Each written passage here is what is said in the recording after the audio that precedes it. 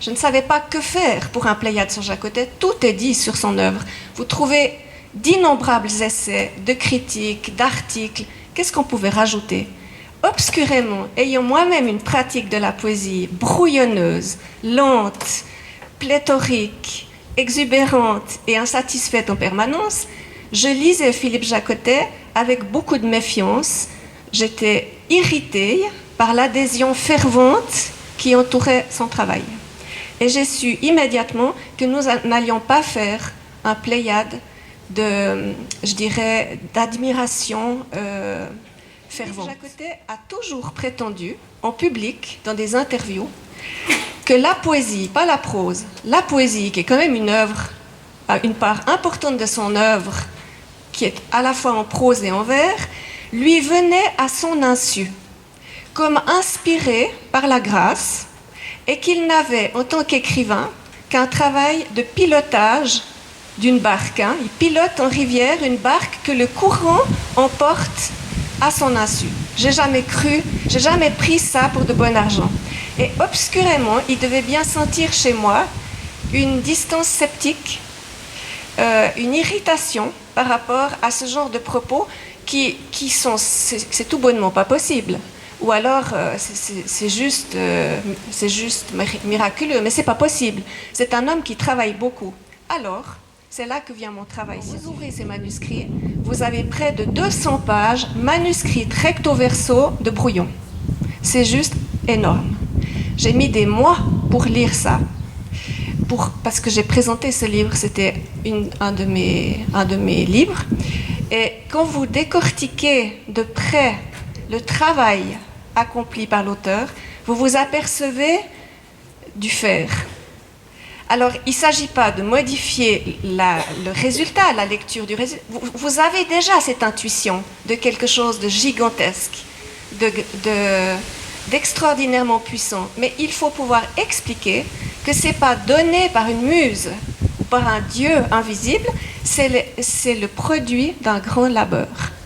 Et la Pléiade, nous avons décidé à 3 de pratiquer cette lecture d'observation sur archives, de lecture attentive, de comparaison et ensuite d'interprétation. À la fois pour ne pas être l'archiviste pointilleux, ennuyeux, qui s'en tient à des constats et qui manque la dimension au fond rayonnante de l'œuvre, mais ne pas être non plus la personne qui laisse courir ses émotions et qui délire en surinterprétant un livre, en lui prêtant toutes sortes d'intentions fictives. Au fait, on n'est rien, mais on devient quelque chose. Et ce devenir, cette genèse d'une œuvre, là je parle de l'œuvre de Philippe Jacotet, n'est pas comme vous la lisez au départ. L'auteur n'écrit pas ce que vous lisez, il y arrive lentement. Alors voilà, le travail de la Pléiade, c'était de montrer cette durée par un choix extrêmement ciblé, évidemment. La difficulté, c'est de choisir 4 arrêts sur image, disons, pour prendre un langage pertinent, 2-3 exemplaires par œuvre, parce que vous ne pouvez pas tout dire, vous feriez un volume Pléiade par recueil. C'est très difficile de choisir, et il a fallu convaincre l'auteur. Ça, je quand même lui rendre hommage. Il avait tellement confiance dans notre travail qu'il a ouvert ses archives. Il nous a permis de les explorer à notre guise. Et chez Gallimard, à la Pléiade, on m'a dit que c'était la première fois de toute l'histoire de la Pléiade. Ni Claude Simon, ni Gracq surtout, il avait horreur de ça, n'ont autorisé qu'on ouvre leur brouillon. Et non seulement Philippe Jacotet a accepté, mais il a accepté qu'on cite des passages. Et il m'a dit, parce que j'avais fait une exposition il y a quelques années, avant que la Pléiade ne se profile, sur ses archives à Lausanne. Il était venu la voir le dernier jour, je vous précise. Elle a duré au moins 3 mois ou 4 mois. Il a fait le voyage le dernier jour. Il m'a dit, moi, je crois que je vais quand même venir. J'ai dit, mais bienvenue. Et il a regardé et il m'a dit, j'avais oublié combien je travaillais. J'ai dit, eh bien voilà, c'est la preuve. Moi, je sentais, mais sentir, ça ne suffit pas. Il faut montrer, il faut suggérer, sans jamais fétichiser l'archive. Il ne s'agit pas de dire, c'est magnifique ce qu'on a découvert. Ce n'est pas des perles. C'est même assez ardu à déchiffrer. c'est vilain à regarder, c'est plein d'encre, c'est plein de ratures, mais c'est extraordinairement éclairant pour montrer. C'est comme quand vous nagez dans la mer. Moi, j'aime beaucoup la mer. C'est pas de l'eau et des vagues, la mer, c'est des fonds. Et vous sentez, sans regarder, qu'il y a des fonds sous la mer.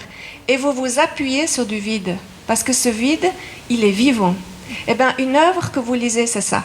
Il y a des fonds, et moi, je plonge pour voir.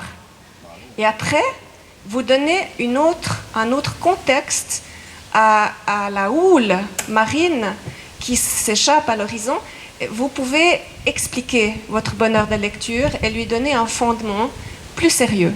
Et je crois que Philippe Jacotet, grâce à sa confiance, nous autorisant à faire ça sur ce qu'il avait de plus intime, a permis à son œuvre, je trouve, de se renouveler, que la lecture de son œuvre puisse se renouveler et dépasser cette effusion éthérée qui parfois quand même, au fil des années, est un peu courte. Voilà. Donc je le remercie vivement. Merci infiniment, José.